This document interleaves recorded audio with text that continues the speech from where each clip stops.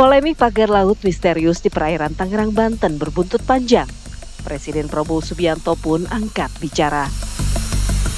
Ia menegaskan tidak akan menoleransi perusahaan nakal yang melanggar ketentuan pertanahan. Melalui Menko Bidang Infrastruktur dan Pembangunan Kewilayahan Agus Harimurti Yudhoyono, Prabowo memerintahkan agar seluruh proyek strategis nasional atau PSN dievaluasi. Ya, pernyataan ini merespon Pantai Indah Kapuk atau PIK 2 yang belakangan ramai dikaitkan dengan pagar laut yang tidak memiliki izin di perairan Tangerang, Banten. Ada 16 proyek strategis nasional yang diwariskan oleh Joko Widodo ke Prabowo. Salah satunya adalah pengembangan Tropical Coastline PIK 2 yang mendapatkan status PSN pada Maret 2024 lalu. Dengan menyandang status PSN, maka pihak swasta yang berinvestasi memiliki berbagai kemudahan, di antaranya dalam hal perizinan, pembiayaan, adanya jaminan dari pemerintah, penanganan dampak sosial, termasuk pengerahan aparat untuk pembebasan lahan, serta kemudahan penanganan masalah hukum. Namun, apa makna Presiden Prabowo Subianto mengevaluasi proyek era Jokowi? Apakah Prabowo ingin menunjukkan bila dirinya memiliki peta jalan sendiri membawa arah pembangunan tanpa bayang-bayang Jokowi? Tim TV One mengabarkan.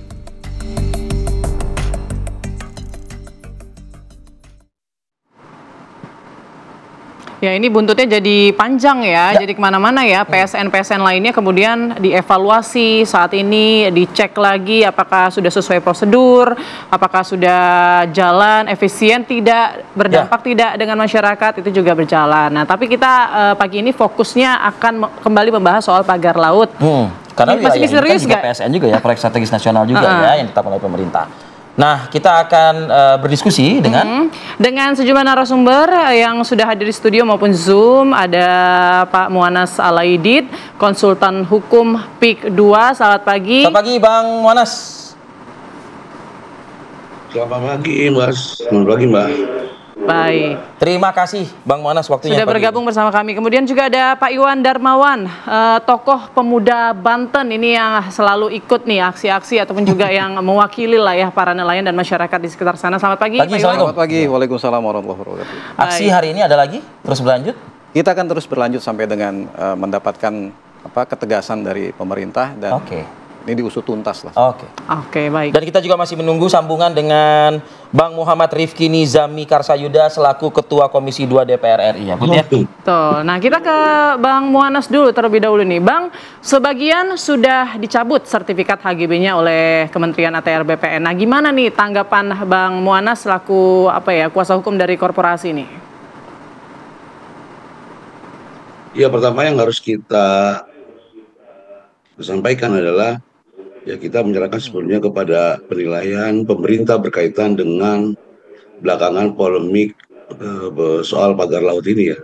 Termasuk kemudian efeknya ada sejumlah pembantalan terhadap alasan baik berupa SHGB dari anak perusahaan kami, termasuk di situ juga ditemukan kan ada beberapa SHM juga yang milik perorangan dan SHM lain yang kemudian milik keluarga. Tetapi yang saya kira harus kemudian disampaikan kepada publik ya agar ini kemudian tidak menimbulkan salah persepsi atau kekeliruan di masyarakat. Selama ini yang kemudian menjadi masalah adalah diksi misalnya hoax ya, saya kira misalnya kalau ada yang menggunakan kata SHGB pagar laut seolah-olah yang terjadi hari ini adalah laut yang kemudian disertifikat, itu tidak benar gitu loh. Karena yang terjadi SHGB ya yang dimiliki oleh anak-anak perusahaan kami itu sebetulnya merupakan lahir dari tanah atau lahan tambak yang terabrasi dan dulunya itu adalah daratan yang kemudian di belakangan dinilai sebagai masuk dalam kualifikasi tanah musnah gitu kan. Nah, saya kira bahwa yang paling penting itu adalah kalau memang itu dianggap sebagai bentuk tanah musnah, artinya ini harus dicatatkan dalam lembaran negara misalnya, atau ada produk hukum, supaya kemudian ini menjadi jelas. Persoalan kepemilikan di lahan di pesisir itu, ini kan di sepanjang pesisir Indonesia ini kan tidak lepas ya dari abrasi yang selama ini bertahun-tahun itu melumat ya lahan-lahan daratan. Ya, makanya itu berkaitan juga dengan program Giant Sea Wall-nya Prabowo kan, sepanjang garis pantai di Indonesia itu kan tenggelam, ya kan?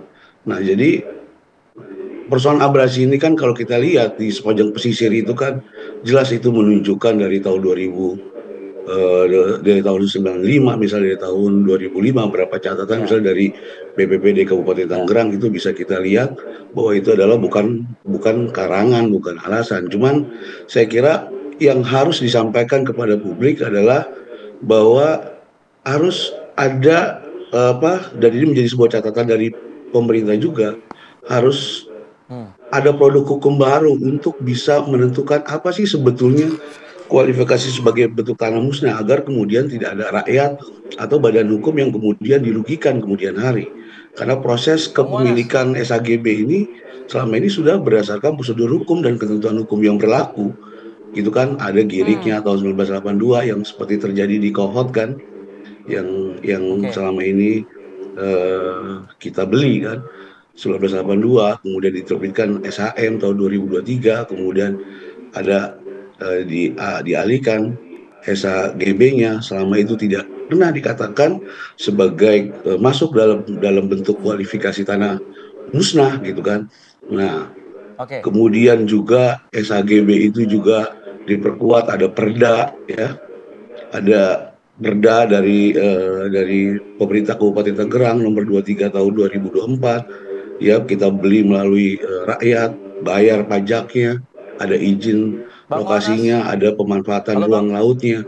Nah, ini kan proses yang kemudian berjalan. Kalau kemudian misalnya kementerian belakangan berpendapat lain ya mungkin karena terjadi polemik, ya terjadi misalnya misinformasi, kemudian menganggap bahwa itu masuk dalam kategori tanah musnah. Nah, ini kan saya kira akan menjadi persoalan baru bagi mereka yang punya lahan di sekitar pesisir. Ya, yang mereka kemudian punya surat walaupun belum terdaftar, tiba-tiba dialihkan, diperjualbelikan, ternyata ada perbedaan redaksi gitu kan untuk menentukan tanah musnah. Karena kalau kita mau jujur, tanah musnah itu sebetulnya sudah ada peraturannya di Permen misalnya nomor 3 tahun 2024 dan PP nomor 18 tahun 2021. Ya kan, di situ kan jelas saya kira bahwa ada prosedur untuk menetapkan tanah musnah. Dari pembentukan tim, turun ke lokasi, penetapan tanah musnah, hingga pemberian kompensasi kepada masyarakat. Apakah itu sebetulnya sudah pernah dilakukan ini kita oleh tangkap, Bang Muanas. pemerintah? Artinya, baik Bang. Abang gitu. Bisa mendengar suara kami? Nah, itu satu hal. Iya, itu. Baik. Kita sudah tangkap poinnya, Bang Muanas tadi. Artinya ada protes dari Anda ya, yang kepada pemerintah begitu, yang tidak secara komprehensif. Nanti saya akan juga bertanya ke Ketua Komisi 2 DPR RI selaku mitra kerja strategis ya dengan pemerintah, dalam hal ini Kementerian ATR dan BPN. Tapi saya ingin ke Mas Iwan terlebih dahulu di studio deh. Mas Iwan, tadi disampaikan oleh konsultan hukum PIK 2 Bang Muanas Aledit bahwa ini sebetulnya salah itu kalau dikatakan itu SHGB laut. Itu daratan dulunya yang memang diklaim oleh kementerian itu sudah musnah. Penjelasan Anda seperti apa? Oke, saya ingin sampaikan dulu. Saya bisa dibilang saya akamsi ya. Saya lahir besar di kawasan pesisir Kabupaten Tangerang dan saya tahu persis. Jadi saya juga tidak habis pikir ketika banyak orang menanggapi ini seakan-akan lebih tahu daripada dulunya sawah. Ya, justru itu. Ini kan aneh kalau sawah itu ada di sisi ada di bibir pantai, itu kan aneh. Mana ada sawah seperti itu kan. Nah, maksud saya begini. Sebagai orang yang memang tumbuh besar ya di situ dan tahu persis bagian mana saja memang yang ada abrasi dan mana yang tidak. Ya, memang saya juga perlu sampaikan, publik juga harus tahu ada bagian-bagian yang sudah pernah mengalami abrasi memang, tetapi tidak terlalu besar. Dan sebagiannya sudah terselamatkan dengan penanaman mangrove secara swadaya dan ada juga yang menggunakan program-program CSR, kemudian juga ada juga dari pemerintah. Itu sudah ada yang sudah kembali gitu. Jadi kalau dikatakan ini tadinya darat kemudian hilang, saya pikir jumlahnya juga tidak terlalu signifikan gitu. Banyakkah? Persentasenya misalnya? Ya ada lah, mungkin di bawah 10% lah. Oke, tapi termasuk di bagian pagar laut seluas sepanjang 30,16 ini, apakah masuk dalam bagian situ? Yang Jauh, saat ini jauh, sudah sangat jauh dari situ. Artinya yang pagar ini memang betul-betul laut dia, bukan lagi bibir pantai kan. Gitu. Jadi kan sekarang ya, mungkin dahulunya begitu Bang Iwan.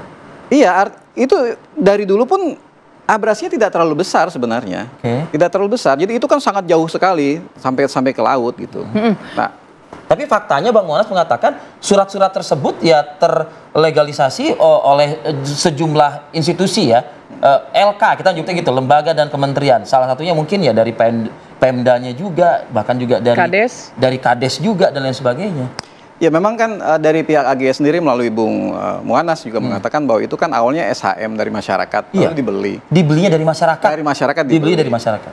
Kalau kita nih orang Banten sederhana sih sebetulnya. Kalau kita mau beli tanah misalkan 100 meter, dilihat kan tanahnya. Batasnya mana, ukuran ditarik ukur gitu. Lah sekarang ada lahan yang luasnya luar biasa. Tapi itu air gitu, itu laut gitu. Tapi SHM kan sebetulnya harusnya sejak awal sudah tahu bahwa ini ada masalah tuh. Iya, ada problem kan seperti itu. Nah kan kalau kita lihat dari satelit kan ada pengkotak-kotakan gitu kan. Nah apakah itu mungkin ada yang bilang ya itu sebetulnya kayak patok gitu atau gimana tuh? Tambak istilahnya. Penjelasannya untuk anak kampung sana lah ya. Ya saya juga ingin menyampaikan bahwa publik juga, masyarakat Indonesia harus tahu ya. Penancapan bambu-bambu tersebut itu dilakukan secara terang-terangan. Masyarakat secara terbuka kenal siapa yang menancapkan dan tahu. Jadi menurut saya ini juga tidak masuk akal ketika semuanya serba ujuk-ujuk terus bilang tidak tahu, gitu ya. Saya harus sebutkan bahwa ini harusnya karena bukti-bukti juga sudah jelas, saksi juga banyak. Ini dari mulai kepala desa, aparat pemerintahan di Kabupaten Tangerang, ya, ini harus diperiksa menurut saya. Jadi tidak apa ya, ini bukan sesuatu yang goib gitu.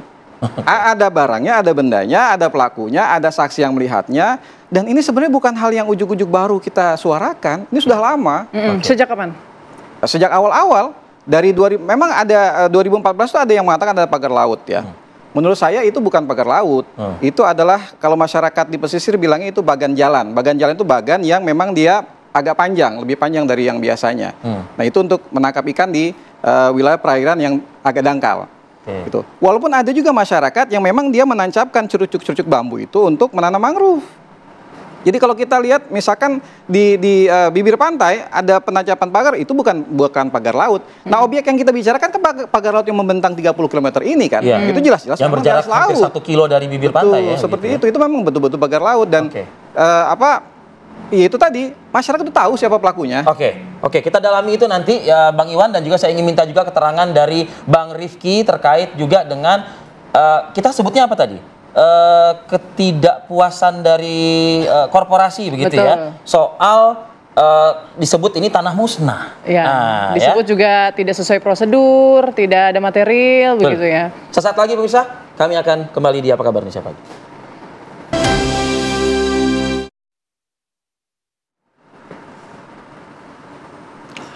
Ya pemirsa, kita lanjutkan dialog kita ya bersama dengan sejumlah narasumber, dan kita juga sudah bergabung ya dengan Ketua Komisi 2 DPR Muhammad Rifki Nizami Karsayuda, Ketua Komisi 2 DPR RI. Selamat pagi Bang Rifki. Pagi Bang. Selamat pagi. Baik, Bang, dari Ketua Komisi 2 DPR RI ini bagaimana nih suaranya, atau untuk mendorong pemerintah sendiri, karena kan memang keputusan atau kebijakan pemerintah ini sedang ditunggu-tunggu ya oleh semua pihak ya, baik itu dari masyarakat, korporasi juga ini soal pagar laut. Termasuk juga ada pro kontra nih kalau kita tadi dengar secara utuh Bang Muanas Alaidit menyampaikan ya. Silakan Bang Rifki. Ya, Komisi 2 DPR ini secara konstitusional diberikan amanah untuk mengurusi urusan pertanahan dan tata ruang. Karena itu kemudian kami pada Kamis yang lalu telah memanggil 2 dirjen di Kementerian ATR BPN. Yang pertama adalah Dirjen Penetapan Hak dan Pendaftaran Tanah, dan yang kedua adalah Dirjen Sengketa dan Konflik Agraria. Kedua-duanya kami mintai klarifikasi untuk kemudian mempersiapkan data 263 sertifikat HGB yang dimiliki oleh 2 badan hukum dan 9 perorangan, termasuk berapa belas sertifikat hak milik yang ada di wilayah Tangerang ini. Nah, kami mengundang Saudara Menteri Nusron Wahid pada hari Kamis yang akan datang tepat setelah liburan panjang ini selesai untuk kemudian bisa menyampaikan kepada publik secara terang benderang, secara transparan, kira-kira 200 lebih sertifikat hak guna bangunan dan hak milik itu bidangnya di mana saja, luasannya berapa, kemudian asal-usul sertifikat itu diterbitkan tahun berapa, untuk nanti kami minta dibandingkan dengan data geospasial, di mana dari sisi itu kita akan bisa melihat secara objektif sebetulnya pada saat penerbitan sertifikat-sertifikat itu, apakah memang diterbitkan secara serampangan, secara asal-asalan, secara melawan hukum. Karena bisa jadi asumsi yang disampaikan oleh Bang Mu'anas bisa jadi benar. Nah, karena itu kemudian semuanya harus kita dudukkan berdasarkan fakta-fakta objektif, termasuk apa yang disampaikan oleh perwakilan masyarakat tadi. Namun jika memang nyata-nyata secara yuridis, kemudian secara fisik, itu tidak pada tempatnya diterbitkan SHGB dan SHM, kami juga mendorong agar kemudian Kementerian ATR BPN untuk berani membatalkan sertifikat-sertifikat itu. Dan kepada masyarakat yang merasa dirugikan, saya kira mekanisme hukum bisa ditempuh melalui peradilan, agar kemudian semua yang menjadi polemik ini bisa kita carikan solusi terbaiknya. Nah, kami juga mendorong kepada pimpinan DPR agar ada koordinasi lintas komisi, bukan hanya Komisi 2 yang terkait dengan pertanahan dan tata ruang, atau Komisi 4 yang mengurusi sektor kelautan, tapi juga bisa jadi Komisi 11 yang mengurusi sektor keuangan dan perbankan. Karena secara asumtif di banyak tempat, kenapa banyak pihak memerlukan sertifikat hak guna bangunan atau sertifikat hak milik dengan luasan tertentu, karena memang salah satu gunanya untuk diagunkan ke bank untuk mendapatkan permodalan dan dana tertentu. Nah, kalau SHG dan SHM-nya bermasalah, maka sebetulnya ini kan ada satu indikasi tindak pidana di perbankan, karena agunan atau jaminan yang diberikan di perbankan itu dasar hukumnya bermasalah. Hal-hal ini saya kira menjadi concern bagi DPR, agar kita semua menjadikan pintu masuk pagar laut di Tangerang ini sebagai pembenahan SHM, SHGB, bahkan HGU yang kerap kali diterbitkan serampangan dan bermasalah di Indonesia ini. Bang Rifki, sudahkah juga ada titik yang mencuat begitu ya, soal sejumlah pihak, lembaga yang menerbitkan SHGB ini secara serampangan berdasarkan keterangan yang digali dari dua dirjen tersebut? Berdasarkan ketentuan undang-undang, Rif, penerbitan surat-surat itu kewenangannya berjenjang sesuai dengan luasannya. Memang kalau kita cek rata-rata sertifikat itu dikeluarkan pada level kabupaten, bahkan bukan pada level provinsi, dan jauh sekali mata rantainya sampai ke level menteri. Kendati demikian memang kendali tanggung jawab ada pasti pada kementerian atau menteri yang paling bertanggung jawab terkait dengan hal ini. Nah, karena itu kalau kita mau mencari siapa yang paling bertanggung jawab, menurut kami Komisi 2 DPR RI posisinya hanyalah ingin membantu Kementerian ATR BPN menjelaskan ini secara terang benderang kepada publik. Nanti kalau memang ada indikasi penyalahgunaan kewenangan, biarlah aparat penegak hukum dan proses-proses hukum yang berlaku di Indonesia ini untuk kemudian menindaklanjutinya. Yang bisa dilakukan oleh Komisi 2 adalah mendesak Kementerian ATR BPN untuk membatalkan sejumlah alas hak atas tanah yang telah diterbitkan jika memang secara nyata, secara hukum, dan secara fisik itu sudah tidak pada tempatnya memiliki alas hak baik HGB maupun sertifikat hak milik. Oke, baik. Saya ke Bang Mu'anas. Bang Mu'anas, ini kan sudah disampaikan tadi ya informasinya bahwa SHGB yang sudah keluar ini ternyata hanya di level kabupaten begitu ya. Jadi belum, sebenarnya urusannya belum sampai ke pusat. Nah, kalau dari Anda sendiri bisa menjelaskan tidak? Mungkin lebih detail lagi gitu Bang Muanas, kapan sih korporasi ini kemudian yang mengaku bahwa tadinya itu tanah, kapan mereka membeli dengan masyarakat, membeli dari masyarakat, dan kapan mungkin kita luruskan juga ya, kapan sertifikatnya dikeluarkan begitu ya. Prosesnya berapa lama ini? Agar nanti bisa dicocokkan kalau kata Bang Rifki ke geospasial nantinya gitu. Kita ini kan pengembang memang melakukan pembelajaran lahan. Biasanya kalau untuk melakukan transaksi itu pasti kita akan cek data fisik dan data yuridisnya ya, surat-surat atau di lapangannya. Di tengah masyarakat kita ini kan sebetulnya banyak juga mereka punya alas hak yang kemudian belum terdaftar, misalnya masih berupa girik, petok, dan lain sebagainya. Khususnya kalau kemudian masyarakat pesisir itu sebagian besar mereka adalah tambak ya, tambak. Jadi tambak-tambak ini kan dalam perjalanannya kalau di pesisir Pulau Jawa itu memang berdasarkan data-data itu silakan dibuka tuh, dicek bahwa abrasi itu banyak melumat ya. Tambak-tambak mereka ya, ada desa juga bahkan sampai hilang. Mungkin kalau terbit hari itu tahun 82 misalnya, mungkin hari ini sudah berapa kilometer gitu jaraknya kan.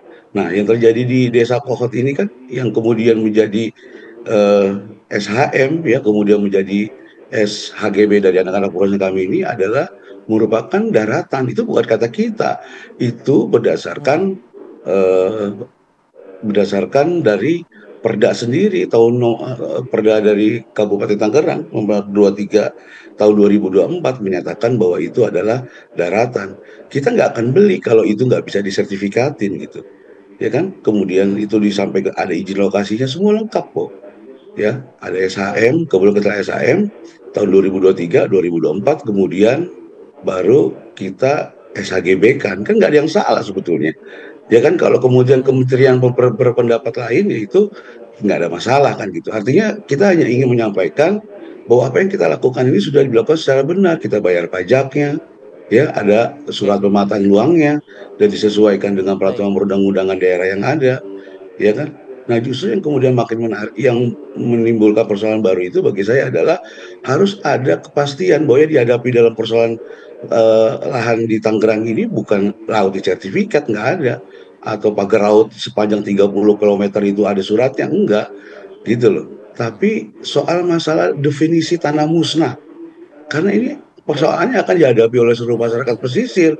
Mereka tahunya tanah musnah itu harus ada panitianya, ada penetapan. Kalau belum ada penetapan, bagaimana? Mereka mungkin berpikir bahwa itu belum tanah musnah, cuma tanah terendam aja kan gitu. Tiba-tiba kemudian ditransaksikan ke orang lain, diterbitkan sertifikat, dialihkan. Nah, ternyata kemudian ada instansi lain berpendapat lain.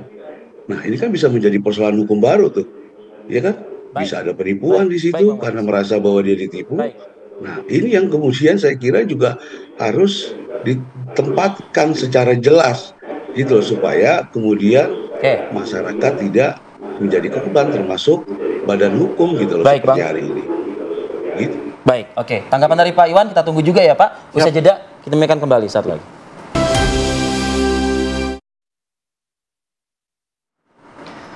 Ya, Anda kembali di Apa Kabar Indonesia Pagi pemirsa. Saya mau langsung ke Pak Iwan. Pak Iwan, mungkin Pak Iwan bisa menggambarkan sedikit ya, sebetulnya seperti apa sih penderitaan yang selama ini dirasakan masyarakat sampai akhirnya masyarakat ini terus-terusan menggelar aksi, berjuang begitu untuk mempertahankan tanah mereka yang kalau kata Menteri sih sebenarnya sudah tanah musnah begitu. Ya. Jadi sebenarnya gini, ini kan bukan hanya persoalan pagar laut atau masalah yang di pesisir saja. Ini kompleks sebenarnya. Jadi sejak awal ini ada upaya untuk menggelapkan informasi terkait dengan PSN dan PIK 2. Jadi seolah-olah ini adalah di-mix, di-blend. Ketika korporasi ingin mengambil alih lahan, dikatakan ini adalah proyek strategis nasional.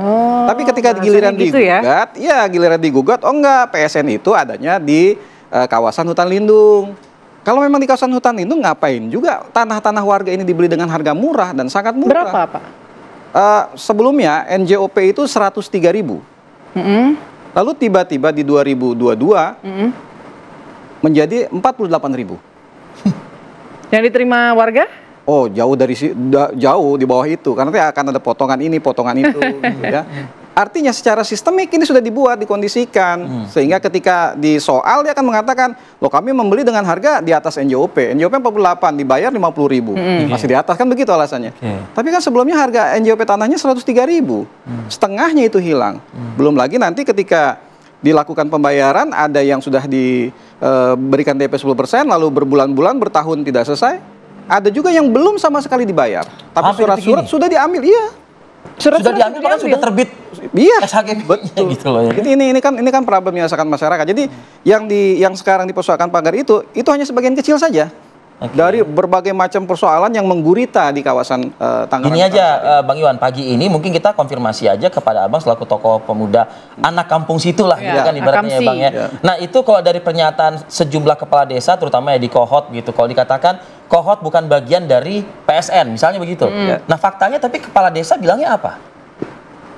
Itu yang selalu dipakai untuk menekan masyarakat, menakut-nakuti masyarakat bahwa ini adalah proyek strategis nasional. Itu kepada masyarakat? Kepada masyarakat, kayak gitu? Iya, kepada pemilik lahan. Kadesnya, nanti dia kirim premannya. Oh, jadi masyarakat nggak punya pilihan ya, kayak diintimidasi gitu ya? Diintimidasi, betul. Bersuara sedikit dipanggil ke kantor desa. Nanti ada lagi aparat tertentu.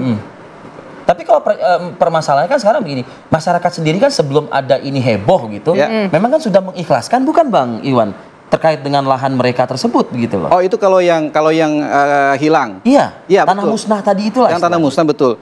Ini saya langsung mendapatkan pernyataan dan pengakuan dari beberapa orang yang memang tanahnya sudah hilang. Dan ini sudah berpuluh tahun yang lalu. Dan dia sudah menyatakan bahwa kami kalau memang ini ditelan oleh laut, kami ikhlas lillahi ta'ala, karena ini pada dasarnya hak kami dapatkan juga karena diberikan oleh Tuhan. Itu yang menjadi soal saat ini mungkin Bang Iwan, karena kalau sudah ikhlas, lalu kemudian ada korporasi melalui masyarakat tersebut begitu, ngapain dipersoalkan lagi, kan sudah ikhlas begitu. Ikhlas, karena nanti yang menikmati adalah nelayan-nelayan kecil, rakyat-rakyat miskin yang dia mencari makan di situ, dia ikhlas. Tapi ketika ini dikelola oleh korporasi, diambil alih, ditutup akses nelayan, mereka terbangkitkan dong. Anggaplah saya misalkan wakaf ini untuk umat, untuk masyarakat kecil yang sama seperti saya, tapi ternyata kemudian diambil oleh korporasi. Artinya praktek nelayan kecil sudah tidak ada sama sekali prakteknya sejak pagar laut tersebut juga dibangun begitu. Iya, artinya begini, ini kan sebetulnya perairannya lebih dekat ke arah pantai ya. Artinya ini kan laut dangkal. Nah, jadi masyarakat nelayan-nelayan kecil itu di sekitar situ, kalau memang dia nelayan yang bermodal besar, tentu ke lautnya laut yang lebih tengah, lebih dalam gitu.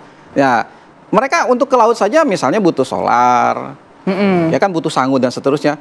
Kalau dia ruang gerak di laut ini dipersempit, dibatasi gitu kan.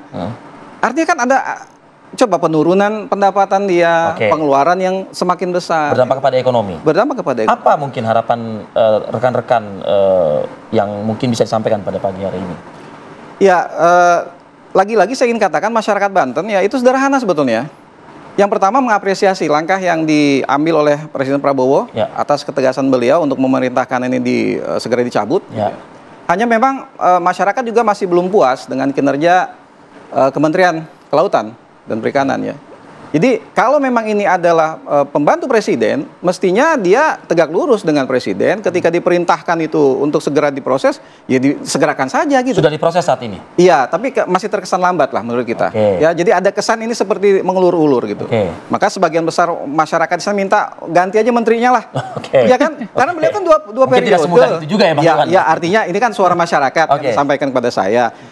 Beliau sudah menjabat sejak periode Jokowi, menjabat lagi di periodenya Pak Prabowo. Kok masih ngurusin begini aja kayaknya kok susah sekali gitu. Ada apa sebenarnya? Kan begitu. Nah, jadi masyarakat berharap ini segeralah diusut. Mulai dari kepala desa, kemudian pejabat yang berwenang di saat itu sampai dengan yang sekarang ya. Terutama ya Bupati Tangerang juga perlu Saya ke Bang Muanas. Bang Muanas, benarkah ada intimidasi Bang Muanas yang dilakukan terhadap nelayan-nelayan di pesisir? Ya itu makanya saya bilang bahwa saya lebih melihat bahwa upaya citra negatif yang belakangan ini rame ya terhadap PIK 2 itu jelas tampak sudah terkesan memang dipolitisasi ya, banyak pihak-pihak yang kemudian bermain. narasi soal intimidasi bahwa PSN itu ada di proyek PIK 2. Nah, ini sebetulnya adalah fitnah-fitnah dan kebohongan-kebohongan yang dimotori oleh Said Didu ya. Kalau Anda kemudian memperhatikan cuitan-cuitannya sebelum-sebelumnya itu dia memang orang yang paling sangat keras dalam memprotes PIK 2 ya, keberadaan PIK 2. Karena itu memang berkaitan dengan lahannya dia di Kronjo itu 10 hektar. Ya, jadi awalnya itu karena dia memang menolak untuk untuk menolak dijual dengan menggunakan harga pasaran atau NJOP. Ya, itu ya kemudian dia katakan sebagai bentuk tindakan perampasan, padahal yang selama ini kemudian dilakukan oleh PIK 2 dalam proses pembagian lahan itu bukan kita beli tanah murah, tapi berdasarkan kesepakatan sesuai NJOP dan harga pasaran. Nggak pernah bisa ada menurunkan NJOP, itu bohong. Gimana caranya menurunkan NJOP? Nggak ada. Kalau proses pembelajaran lahan itu tergantung harga dari Jakarta itu pasti paling mahal, bisa 300.000 sampai ke sana paling murah. Dan 99% yang dilakukan pembelanjaan lahan selama ini oleh kita itu adalah lahan kosong, bukan pemukiman, tapi beredar di media sosial, ya, membentuk cerita negatif terhadap PIK, ya kan? Ada misalnya contoh, misalnya di PIK gak boleh pasang bendera merah putih gitu, ya. Kemudian misalnya ada orang disuruh oleh Agung Sedayu misalnya membuat untuk melacak-lacak bambu. Nah, itu produk-produk yang menggunakan media sosial gitu loh. Nah, kebohongan-kebohongan yang terus menerus mereka produk ini, nah, akan dianggap kemudian sebagai kebenaran. Saya potong Bang Monas. Ya. Bang Monas, ada satu hal lagi juga yang informasinya tadi saya dapatkan bahwa masyarakat ini sebetulnya ada yang beberapa mempertahankan begitu ya, tidak menjual, tapi ternyata secara administratif sudah berubah begitu saja oleh korporasi yang melakukannya. Nah, ini tuduhan seperti ini bisa Anda klarifikasi, Bang? Iya, artinya gini, inilah yang namanya propaganda. Propaganda itu kan kalau kemudian ada 100 orang yang kemudian misalnya justru memberikan keterangan yang benar, ada 2 orang atau 1 orang mungkin yang kemudian tidak benar, kemudian di framing soal itu sebagai kebenaran. Dan itulah yang kemudian terjadi. Sekarang kalau kemudian terjadi intimidasi, ada bisa kemudian melaporkan polisi. Tapi mereka bilang, takut dong melaporkan polisi, kan susah. Nah, kalau kemudian misalnya ada intimidasi, ada orang tanahnya dirampas, coba disebut tuh orangnya siapa, lahannya di mana, biar bisa kita cross check gitu. Ya, Bang Monas, jangan menggunakan cerita, tapi berbasis data supaya ini kemudian bisa clear. Persoalannya kan mereka tidak pernah bisa menunjukkan siapa korbannya, di mana lahannya, bagaimana cara mengintimidasinya dan seterusnya. Gitu. Baik. Saya minta 1 menit mungkin dari Bang Rifki ya terkait dengan pernyataan Mas Iwan dan juga Bang Monas ini, apa yang bisa mungkin diformulasikan menjelang nanti pemanggilan terhadap Menteri ATR BPN pada hari Kamis, Bang Rifki. 1 menit saja. Kami berharap dengan pemanggilan Saudara Nusron ke Komisi 2 DPR RI, polemik ini bisa mereda. Tapi kalaupun tidak, maka saya kira perlu juga nanti kita akan lakukan cross-check kepada 2 badan hukum, 2 perseroan terbatas yang sudah diumumkan itu, untuk kemudian kita lihat fakta-faktanya dan kita buka fakta-faktanya di Komisi 2 DPR RI, agar kemudian masyarakat tidak menghabiskan energinya berminggu-minggu menyelesaikan persoalan ini dengan polemik yang tidak ada solusinya. Baik, kita tunggu nanti kalau gitu rapat kerja dengan pemerintah pada hari Kamis. Bang Rifki, sehat selalu untuk Anda juga. Bang Monas, terima kasih atas waktunya pada pagi hari ini. Bang Iwan Darmawan, terima kasih juga. Salam buat rekan-rekan nelayan. Sehat selalu Bapak-bapak. Dan ini juga sekaligus menjadi akhir bersama kita di Apa Kabar Indonesia Pagi hari ini. Saya Arif Fadil dan saya Putri Windasari pamit undur diri. Terima kasih. Sampai jumpa.